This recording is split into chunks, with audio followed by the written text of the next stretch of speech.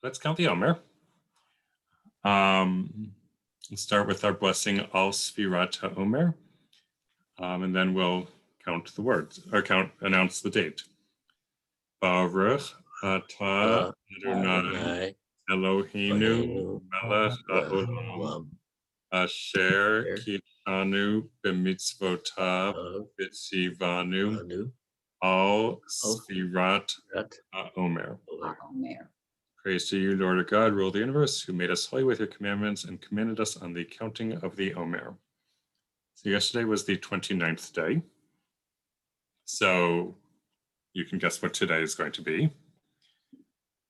Hayom Shloshim Yom Shehem Arba'a Shavuot Ushnei Yamim La Omer.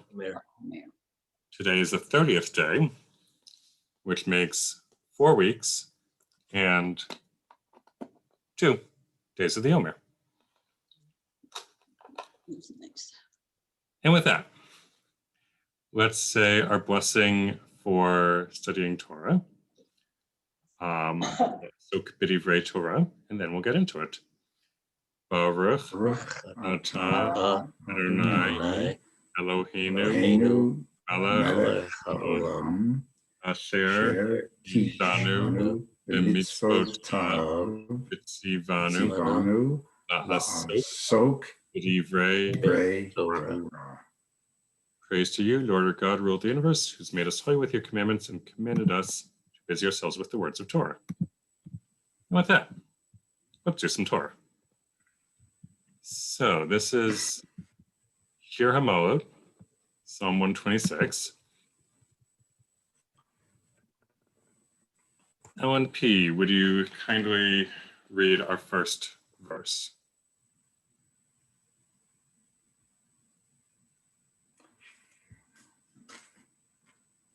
Okay. A song of ascents. When the Lord restores the fortunes of Zion, we see it as in a dream. Or alternative translations, when the Lord restored the captives of Zion, we were like dreamers. Or when the Lord brought back those that returned to Zion, we were like dreamers. Context. This is from the biblical book of Psalms. It seems to be written during the Babylonian captivity. There are 15 Song of Ascents, Psalms 120 through 134. There were also 15 steps leading up to the temples. One theory is that these psalms were sung by the Levites, one per step, as they walked into the second temple. When have you experienced something as if you were a dreamer? All right, thank you. So, when the Lord restores the fortunes of Zion, we see it as in a dream. Shir HaMa'alot B'shuv Adonai et Shivat Zion Hayunu Kechomim. So, or when the Lord brought back those that returned to Zion, we were like dreamers. So when did you experience something as if you were a dreamer?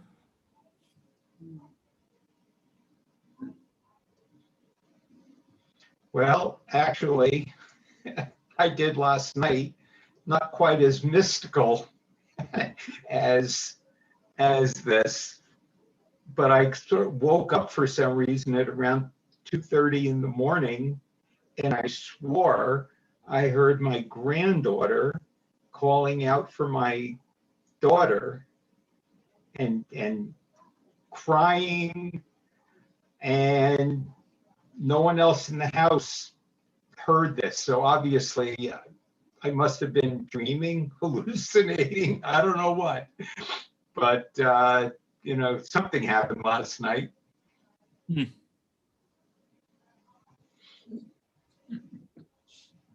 1948, when the state of Israel was proclaimed, the inhabitants think they were in a dream. Did they really believe it was happening? I don't know. It may have been. It may have Both? been different for each person. For some people, it may have been that when the partition plan was voted on by the United Nations in 1947, that they responded, "I'll believe it when I see it." But yeah, it could have been. This very much could be not just about returning from Babylonian captivity, but about a modern state of Israel being established. Unfortunately, some inhabitants thought it was a nightmare. Yes. David, can you go back to the actual piece of the prayer that I mean, I know it's not relevant to when I felt like I was in a dream, but I just want to see it. Mm-hmm.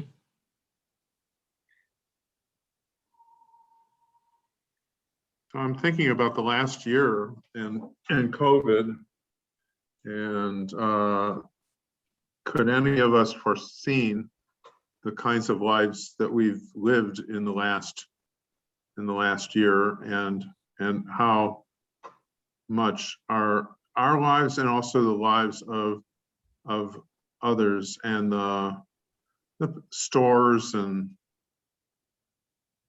places of work have changed to such a great extent, and who could have foreseen?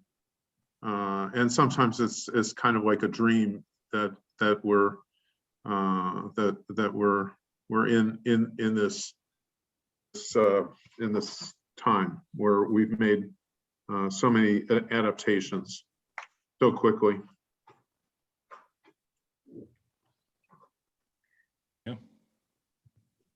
It's interesting because in thinking about it, for me, the times where it's sort of wonderful, dreamlike, are individual and personal. And this is such a description of a group experience. It's a collective experience. We were like dreamers. That it's a wonderful, more collaborative. I mean, dreaming is generally a very individual construct. You think of Martin Luther King's "I had a dream, I have a dream," and it's again that same collective sort of concept. But all of our individual experiences are much more one person, and this religious experience is a collaborative one, collegial one, maybe better. Group experience. Sorry. Yeah. Good point.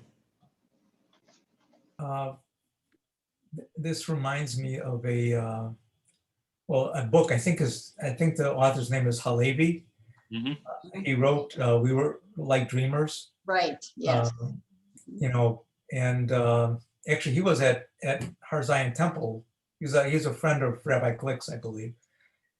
And but anyway, so the book was really wonderful because it really talked about the soldiers who took the Temple Mount and followed their lives afterwards, much later, and how each of them changed, after that experience, after taking the Temple Mount and then living in the state of Israel, after it became a state, or after, that part was recaptured. So it was really a fascinating book. So There it Yeah, is. Right. That's it. It was a wonderful book. You're right, Maurice. Yeah. I wrote another book too, to my Palestinian neighbors. Right. That's a good one too. Yeah.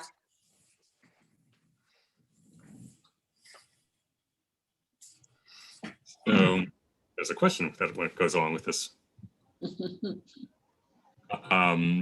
So this is the front cover of the book that was explained. Book is called Like Dreamers. The question would be, why might he have chosen this title for this book?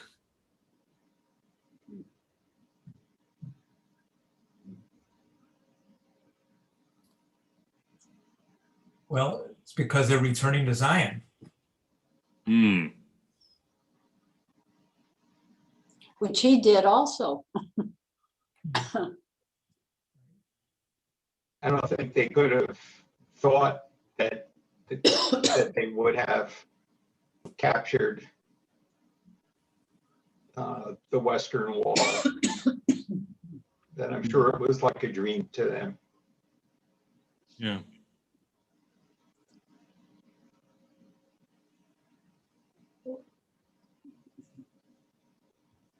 All right, let's keep going. Lava, would you read the next verse, please? Okay.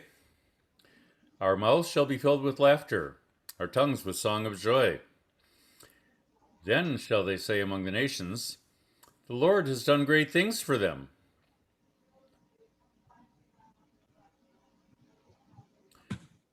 When has your tongue been filled with song of joy? Or might it have been? Great, thank you. This verse is Az Yamales Chok Pinu Olshanenu Rina Umriva Jordan Sotim. That's what it means.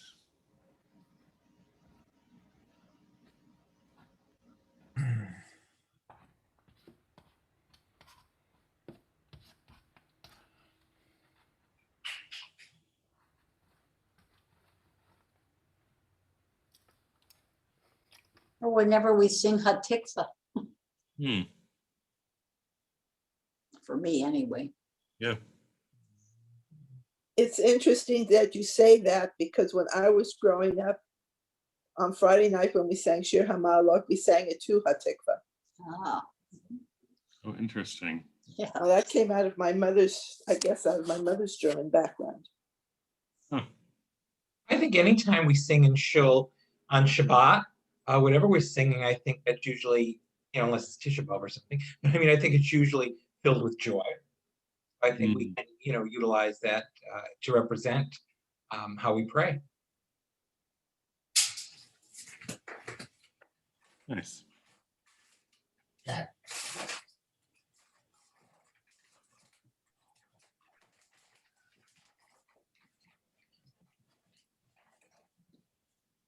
So what do people make of the second part of the verse? Then shall they say among the nations, the Lord has done great things for them. What is the spirit of that? Is that inclusive or is it kind of a nah? Huh? See, we've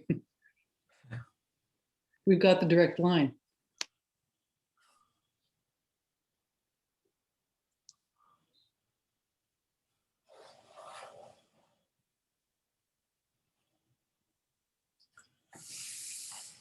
It's an interesting question, Rena, because it could definitely be read as, the nations are saying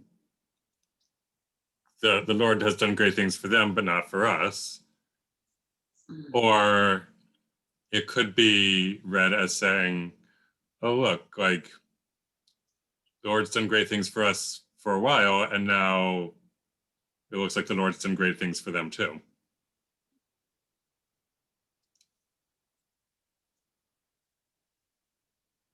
Aren't there other parts in the Torah where I remember Moses saying, God, you can't, do a certain thing to the Jewish people because of what other people will think. I mean, other tribes or other, Yeah. in a The way of, Lord wanted to schmeiss all the Israelis at the time of the golden calf and just let Moses start a whole new tribe by his own. Yeah. Moses chastised the Lord. That's the proper word. Mm-hmm. Thought that occurred to me when I first saw this come up, if I may paraphrase it, our house shall be full with laughter when our first child was born. I know mine was. Hmm. Yeah. Almost never believed it would happen. David, I was going to ask, I don't know if we're going to get to this because of the title of this class. I mean, I keep thinking about why Shir HaMa'alot is chosen to introduce the Birkat HaMazon on Shabbat and festivals. And then I'm looking at this verse, and maybe after you've had a festive meal, then your mouths are filled with laughter, your tongues with joy, because I mean, it's part of feasting. It's, maybe the natural progression after you feasted, such as on Shabbat or on a holiday. So maybe there's a connection there. Yeah, very nice. Thank you. Is somebody else trying to say something also? Well, why does the alternative translation have it in the past tense then? Our mouths were filled, the Lord had done. Yeah. So it has to do with quirks of biblical grammar that sometimes what appears to be future tense is actually past tense and vice versa. So going back to the first verse, this one could be read as when God does bring us back. But you could also read it as when God did bring us back. And then, because this next verse follows directly from the first one, you could read it as God, then our mouths were filled with laughter, or you could read it with our mouths are or shall be filled with laughter.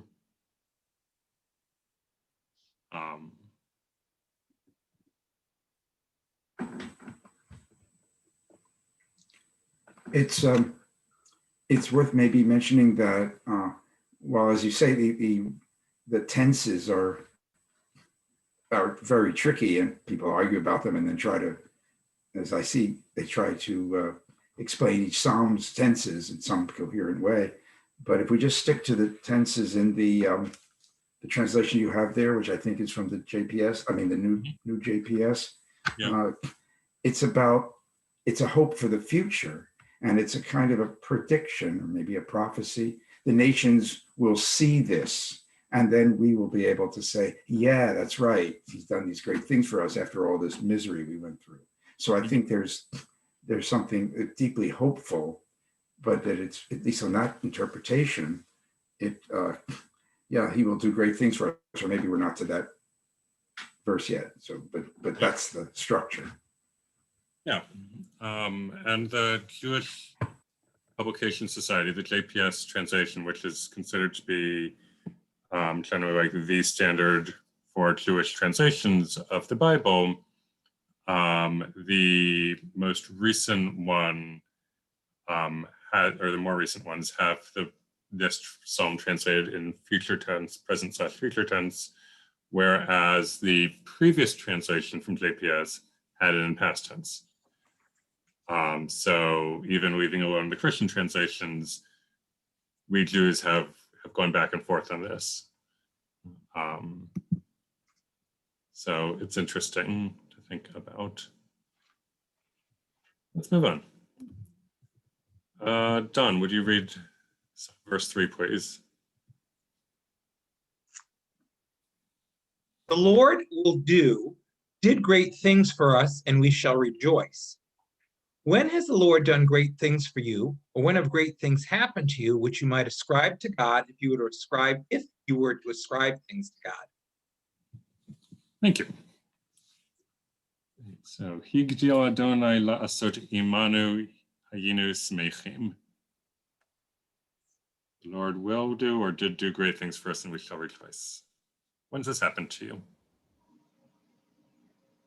Every morning when I wake up. Nice. Like moderni. Yeah. One of the big ideas in Judaism is having an attitude of gratitude.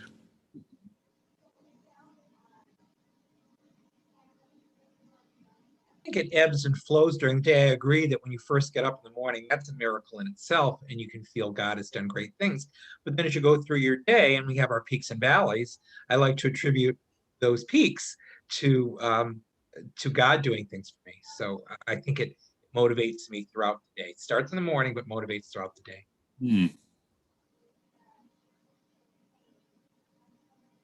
it's funny when certain times, I mean, I've been in practice for 40 years, and sometimes there'll be like a lull and I don't have that many clients. And I always say, I know God's going to help me fix this. And it's like the strangest thing, because then I'll get like 3 new clients the next week. And I ascribe it to God always. I've been doing that for years. You're laughing. You get it. I know exactly what you're talking about.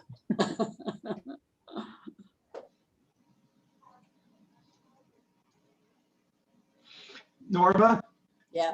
you ascribe getting your new clients to God. Right. I'm thinking about that, and it's like 2 ways to look at it. Okay. One is he sent you clients, which always feels strange to me.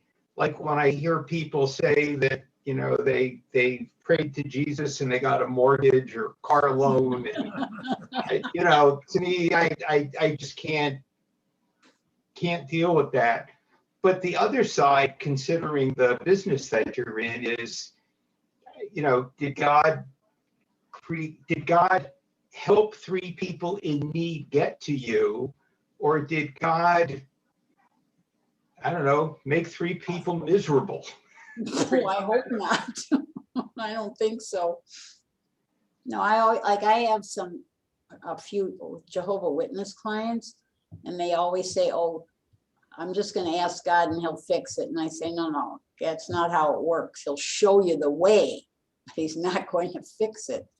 And so I think in a way, by getting these clients, he's showing me that I need to have more faith that things are going to work out. Because Howard always tells me, oh, you always worry about it. You see, it'll work out. Maybe Howard's talking to God. I do. Okay, thanks.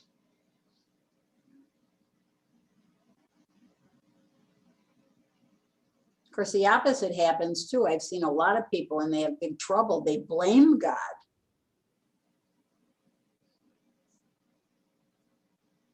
Yeah.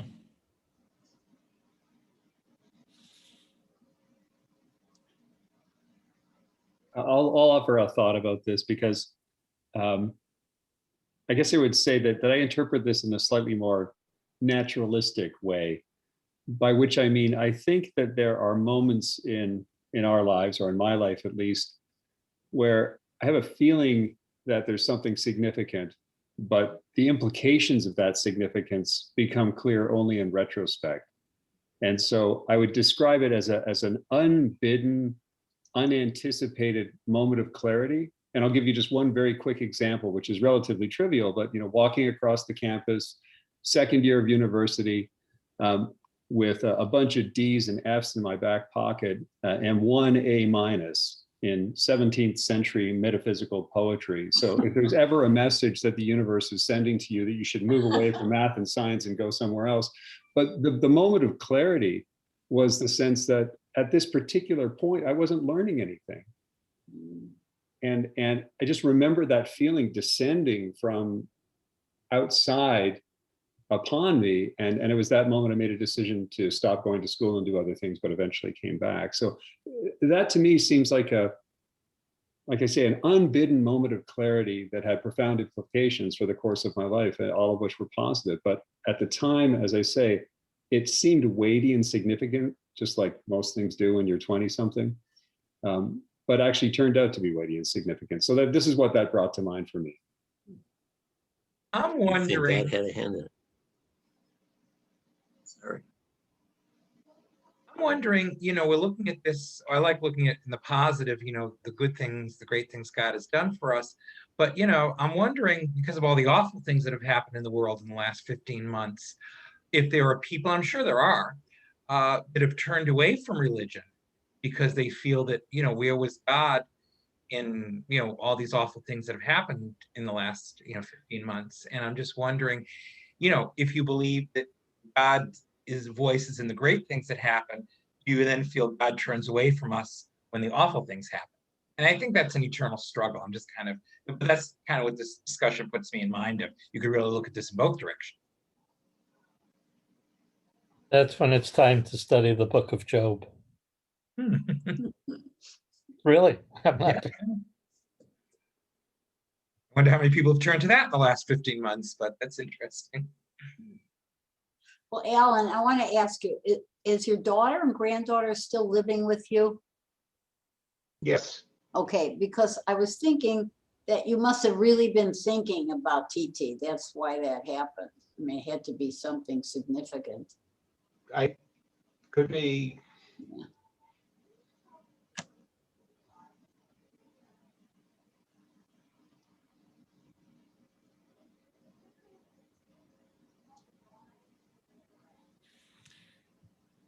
All right, let's go on. See what verse 4 holds for us. Ted, would you read verse 4, please?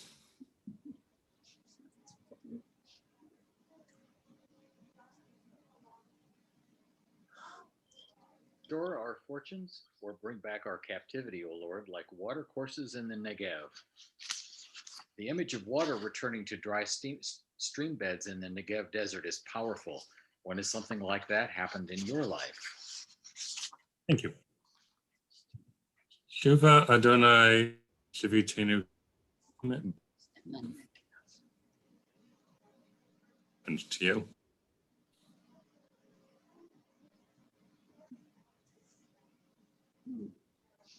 Restore. There's a bad storm and the lights, all the lights went out. It's only happened a couple times since I've lived in Oak Park. And it's like when they're talking about water returning, but it's like when the light returned, it was like this magnificent thing to see after having been in the dark for hours.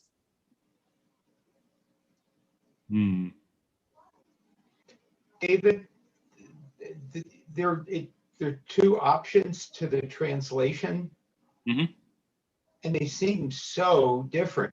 Yep. One is restore our fortunes, which is a positive.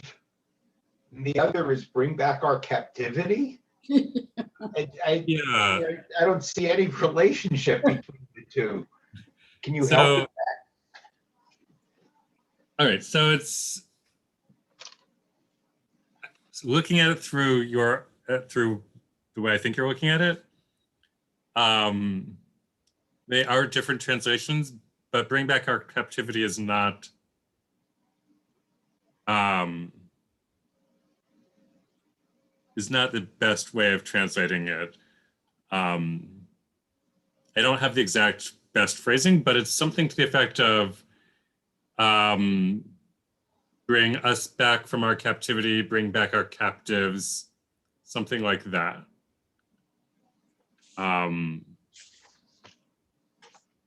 Okay. How we bring us back from our captivity. See the vaccine as restoring our fortunes. We're still in captivity some, but we're getting slowly out. So.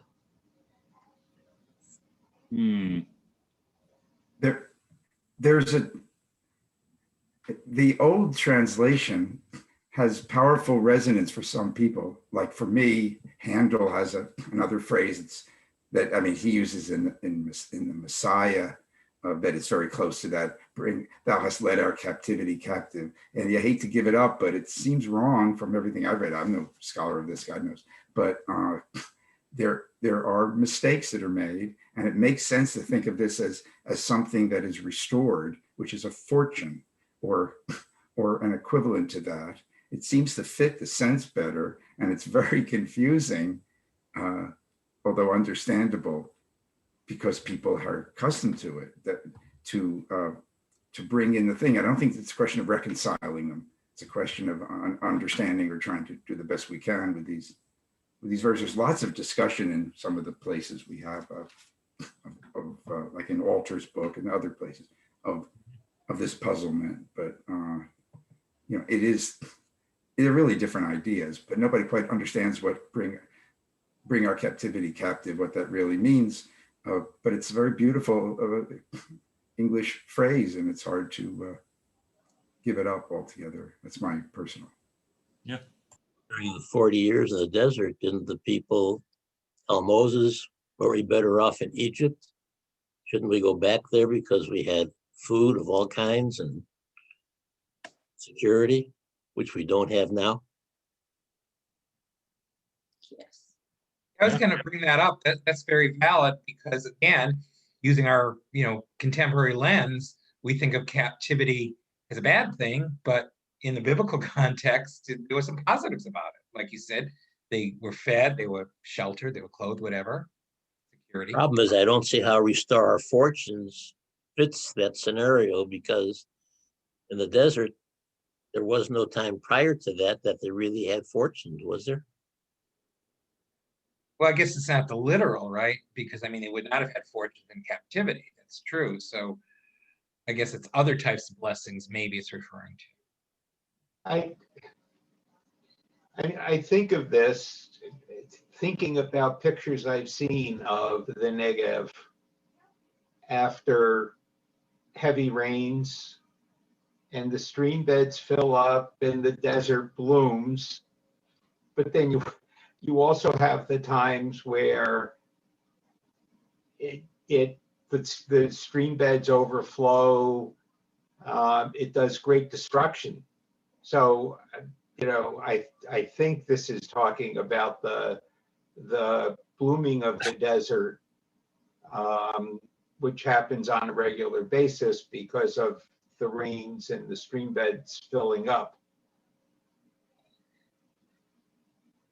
I mean, all this imagery to me, just from a personal perspective, is Alan, that second image is one of having a soul, a spirit that's been dried up, that's been lost, that's been locked out of your blessed land, and suddenly you spring forth and you sprout forth and lose that dryness of soul and fulfilled again.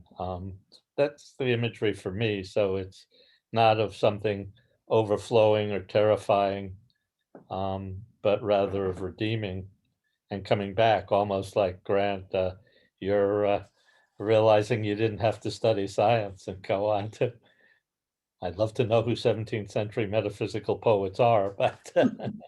Okay. So I'll tell you, because this is actually my association. The question that I think about is, well, who is the captor and who is the captured? In modern day Hebrew, when you say when someone has captured your heart, you say shove, which is the same root. And I was thinking, speaking of metaphysical poets, about John Donne, who wrote a poem, very Christian poem, obviously, called Batter My Heart, Three-Person God. And the last couplet is, for I, unless you enthrall me, he's talking to God, obviously, never shall be free, nor ever chaste unless you ravish me. So being captured by God is actually freedom. Now you know why I like 17th century poetry, and that's why I met this girl. She can recite. You don't ask for whom the bell tolls then.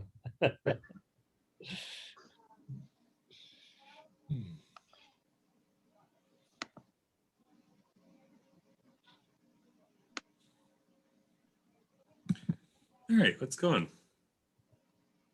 Myra, would you read verse 5, please?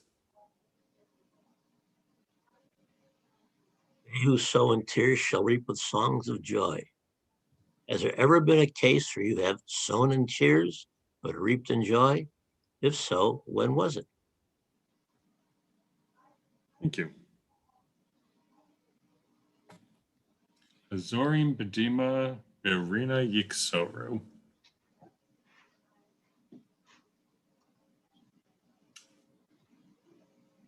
When has this happened to you? You cried for someone who was very ill and were joyful when they were cured. The reason I ended up at Har Zion in the first place was due to my mother's death, because I had to say Kaddish, and my cousin told me that there was a shul in Oak Park, even though I live in Lyons, that I could go to say Kaddish. I started going to daily minyan because my brother died. I needed to say Kaddish again. Both things were horrible, and I wish they hadn't happened, but they did lead me to much different places than I expected. And I'm grateful for the positive. I wish I would have liked a little less negative on it. That's very nice, Paul. Thanks for sharing that.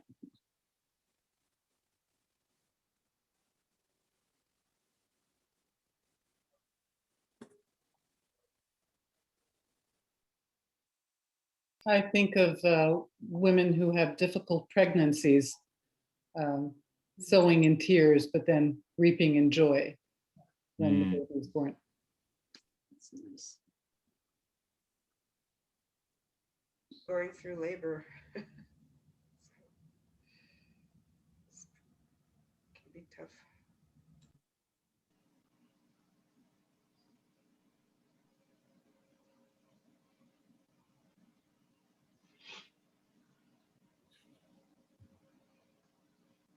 All right, let's go on. Ariella, would you read verse 6, please? Haloch yelech ubacho nose meshach hazara boyabo verina nose lumotav. Though he goes along weeping, carrying the seed bag, he shall come back with songs of joy, carrying his sheaves. When in your life have you carried sheaves with songs of joy? Thank you.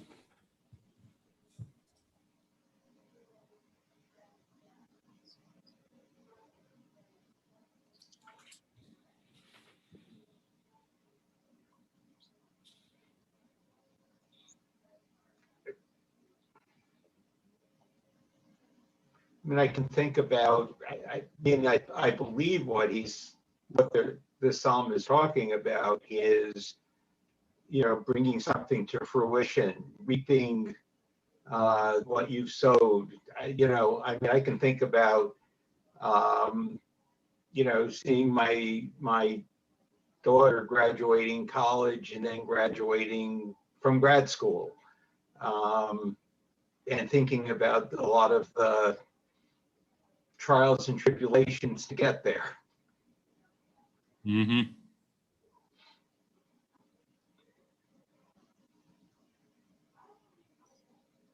Nice.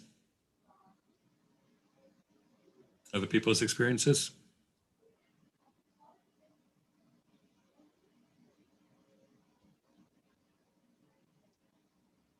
I would imagine anybody who builds something that would apply to also. I have some friends who built their house and it was a lot of tears went into it, but when it was finished, it's been a beautiful thing that has made them very joyful.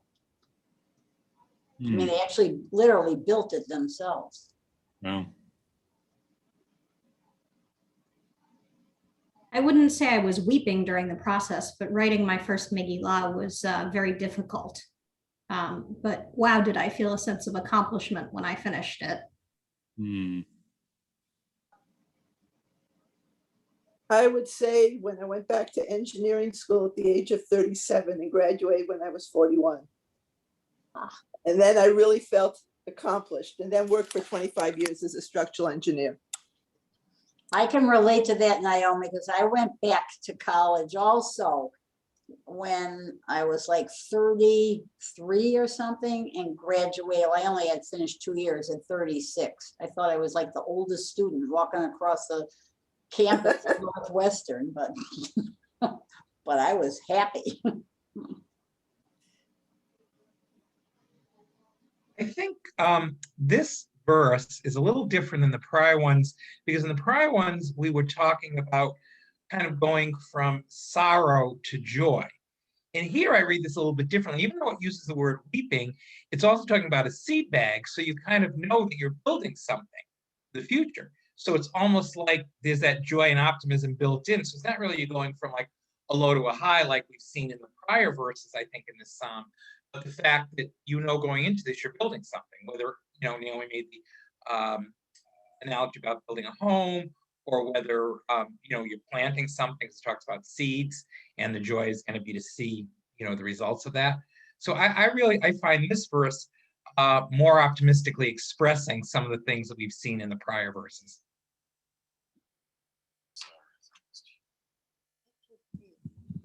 Nice.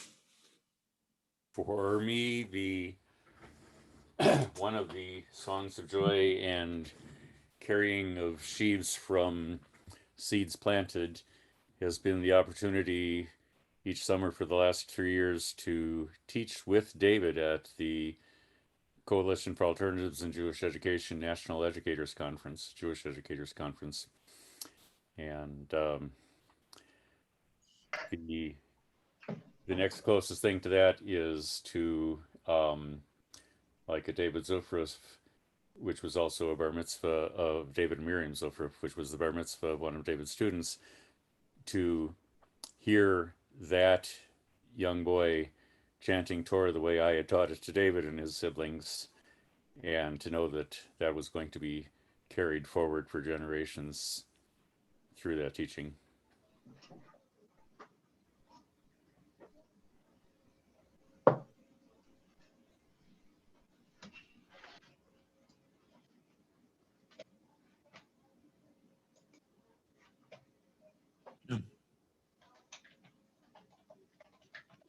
Other thoughts?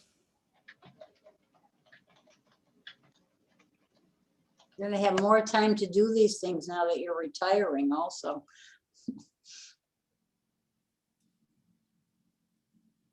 From your mouth to God's ears.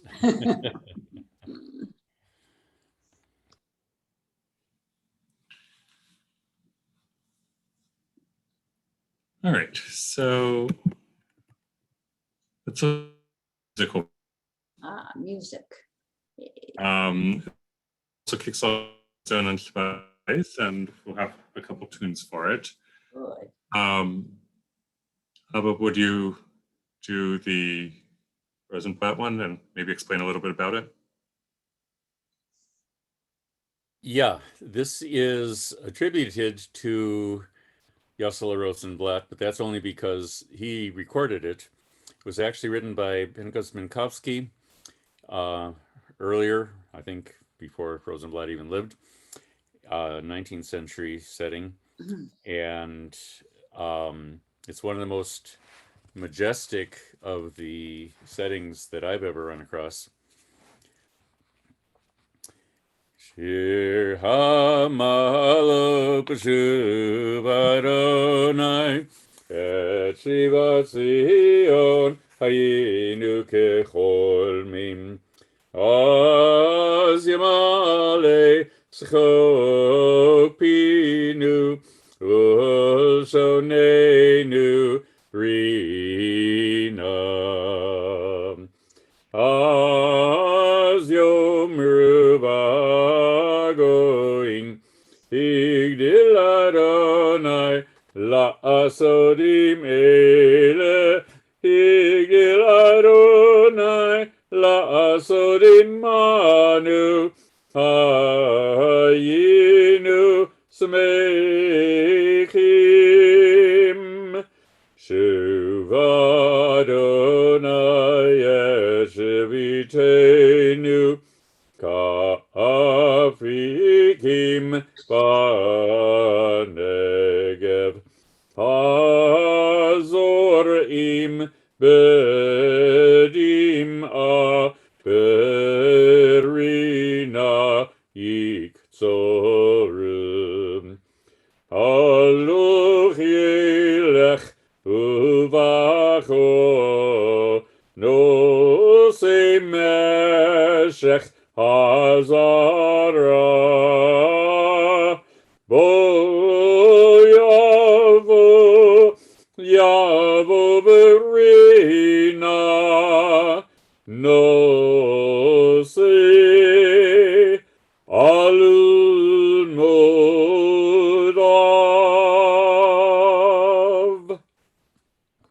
Thank you. Now, the question is, for that tune, how did that musical setting make you feel, and does it work with the words?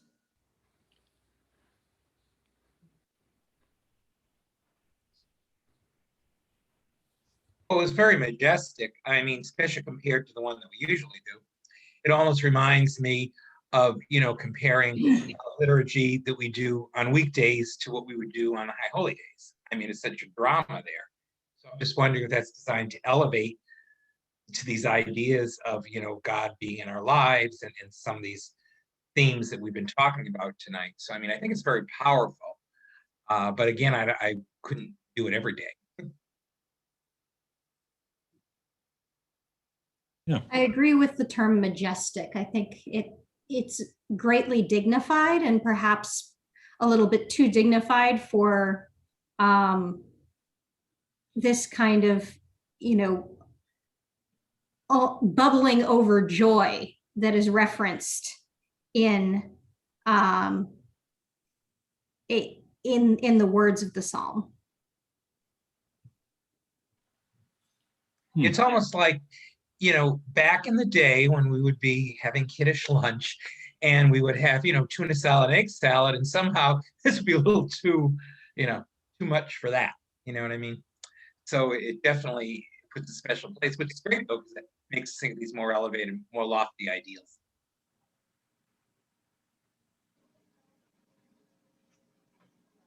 Not that there's anything wrong with tuna salad and egg salad. I welcome that. Oh, that's for sure. An in-person kiddish lunch, but just my thoughts, when we talk about how music can elevate us so much. Absolutely. Thank you, Don. Are there reactions to that musical setting? There are three. There seem to be repeats of the musical themes that go through the whole song, and so it isn't like that. The music is set to the themes of the poem. It's set to basically have repeats of the musical notes, which maintain a kind of majestic splendor, but in a way they aren't expressing each phrase separately. Interesting.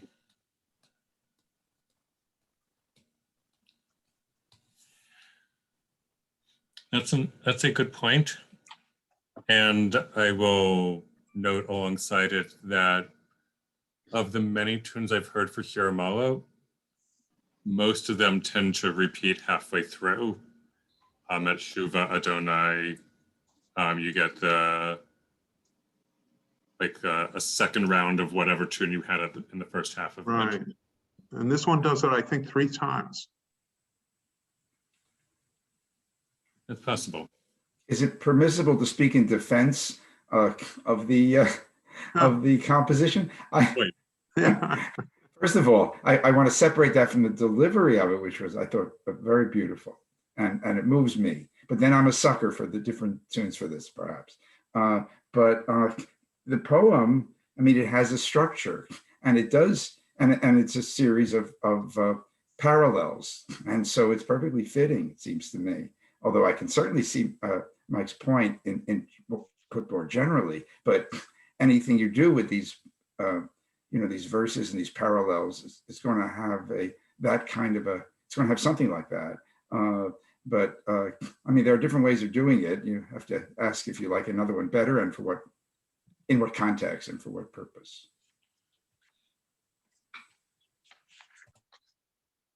Nice. All right, I'll contrast that with another version, another common one, which I don't actually know who wrote it or who composed the melody. Shir HaMa'alot b'shuv Adonai et shivat Zion hayinu kechomim az yemale sechak pinu v'shonenu rina. Az yomru v'agoyim igdil Adonai la'asoti melech igdil Adonai la'asoti manu hayinu semechim shuva Adonai et shevitenu ka'afikim ba'negev azorim Bedima berina iksoru Haloch yelech uvacho nose meshech hazara Yava verina No se alumotav. So, how does that compare? How does this one make you feel? Does it work with the words, and how is it different from the other tune? Sounded like festive, happy. Well, like so much of the music that we sing commonly, you can sing to this, it's more approachable. Why I compared the other version to music from the High Holy Days is because some of the High Holy Day music, it's high operatic, whatever. The average person, can't replicate that. But yet this version, maybe because we sing it all the time, is more approachable. So maybe that means the meaning is more approachable, if, as a metaphor.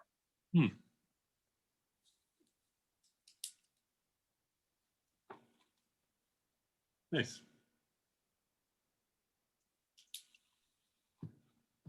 Other reactions?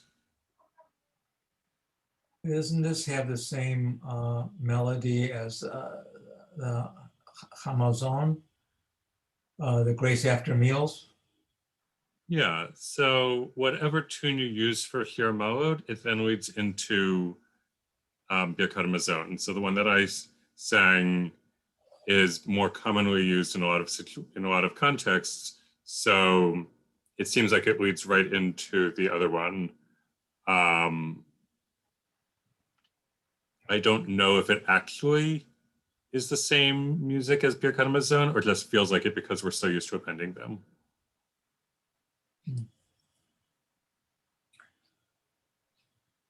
It's nice to hear you sing, David. Yeah. I'm sure your father liked hearing it too. Thank you. Amen to that. This was very nice tonight. All right. Thank you. So I'll stop the share. Thank you all for joining us tonight for stream.